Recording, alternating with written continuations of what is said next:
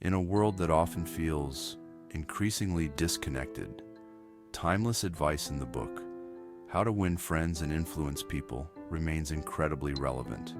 These principles offer a roadmap to creating meaningful connections, fostering collaboration, and achieving success in both our personal and professional lives. The author's approach is about creating genuine, mutually beneficial relationships based on respect, understanding, and empathy. By mastering these principles, you can create a more positive and influential presence in the world. Get ready to unlock the secrets to winning friends, influencing people, and creating a more positive and fulfilling life. At the heart of the author's philosophy lies a powerful truth. Negativity is a destructive force that erodes relationships and hinders progress. Criticism, condemnation, and complaining rarely yield positive results. They often create animosity and resistance. When we focus on what's wrong, we magnify problems and create a toxic atmosphere. Imagine a workplace where colleagues constantly criticize each other's ideas. To break free from this destructive pattern, the book urges us to embrace the power of positivity. Instead of focusing on what's wrong, the author encourages us to look for the good in others and express sincere appreciation. When we acknowledge people's efforts and celebrate their successes, we tap into a powerful force that can transform relationships and inspire greatness. Sincere appreciation is a potent elixir that nourishes the soul and fosters a sense of belonging. By cultivating a habit of appreciation, we not only improve the lives of those around us, but also enrich our own lives in the process. The simple act of expressing gratitude and acknowledging the good in others can bring immense joy and fulfillment. Embracing positivity is not about naively ignoring problems or pretending that everything is perfect. It's about choosing to focus on solutions rather than dwelling on negativity. Cultivating a positive mindset is like strengthening a muscle. It requires conscious effort and practice. One practical way to cultivate a positive mindset is to start each day by expressing gratitude for the good things in our lives. In a world often consumed with self-promotion, the book reminds us of the profound impact of truly listening to others. Genuine interest is the foundation upon which strong relationships are built.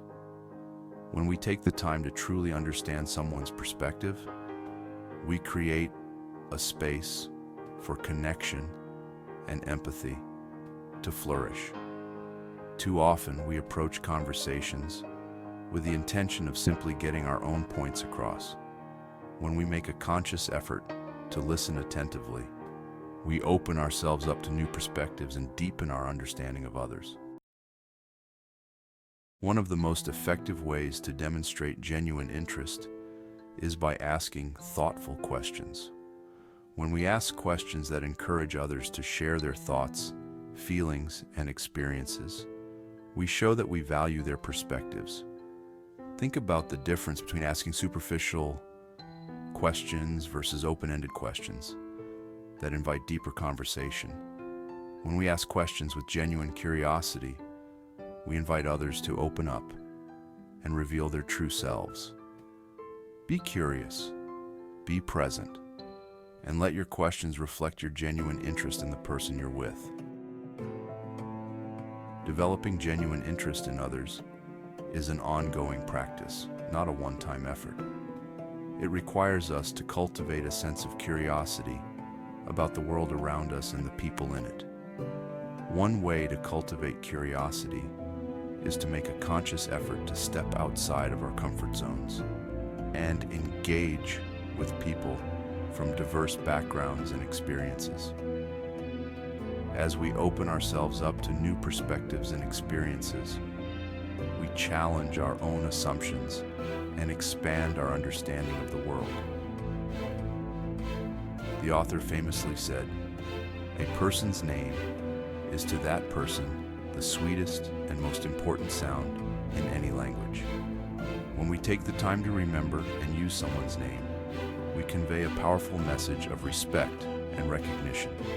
In a world that often feels impersonal, taking the time to remember and use someone's name is a simple yet powerful way to create a more human connection. It's about acknowledging the inherent worth and dignity of every individual we encounter. Beyond remembering names, making people feel important involves recognizing and acknowledging their contributions, no matter how small they may seem. When we take the time to notice and acknowledge the contributions of others, we create a more positive and supportive environment. These small gestures of appreciation can have a ripple effect, boosting morale and strengthening relationships.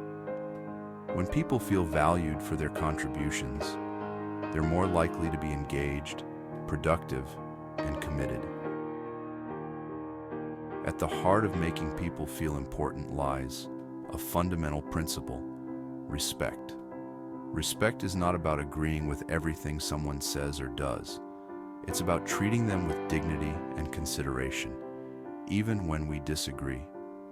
Respect is the foundation upon which trust and understanding are built. The author understood that influencing others is not about imposing your will, but rather aligning your ideas with their desires. People are more likely to embrace an idea if they see how it benefits them directly. To effectively influence others, we must first understand what motivates them and what they truly desire. Once we understand these underlying motivations, we can frame our ideas in a way that resonates with their needs and aspirations. It's about finding the common ground that makes your proposition mutually beneficial. Once we understand someone's wants and desires, the next step is to frame our ideas in a way that speaks directly to those motivations. This involves shifting our focus from "what's in it for me" to "what's in it for them." By framing your proposal in a way that benefits them, you make it much harder for them to say no. This approach requires empathy, the ability to see the world from another person's perspective. When we do this, we unlock the power of persuasion through genuine connection and shared understanding. One of the most challenging aspects of human interaction is navigating differences of opinion. We all have our own perspectives, beliefs, and values. And it's inevitable that we'll encounter people who see the world differently than we do. The traditional approach to disagreement often involves argumentation, trying to convince the other person that they're wrong and we're right. However, this approach rarely leads to a satisfying resolution. More often than not, it creates resentment, defensiveness, and a breakdown in communication. The author offers a radically different approach to winning people to your way of thinking. Persuasion without coercion.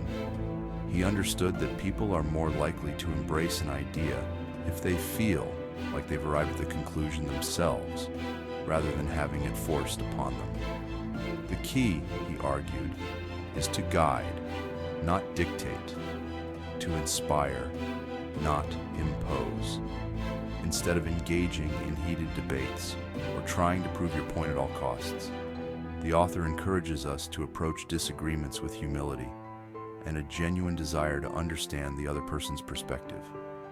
This means listening attentively, asking clarifying questions, and seeking to find common ground.